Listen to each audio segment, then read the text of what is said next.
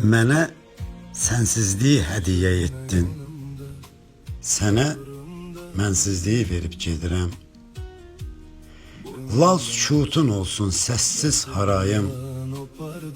Son dəfə, son sözü deyib gedirəm. Get payız ömrümün yalançı yazı. Kör tüstüsü olan ocaq isinməz. Məğribdən doğmuşsa eşqin günəşi, qiyamət dəmində sevda bilinməz. Qərarsız gecələr buz etdi məni.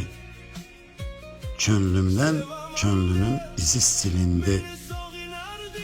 Yarımçıq yazılmış tərs roman kimi son için düşdü, önü bilindi.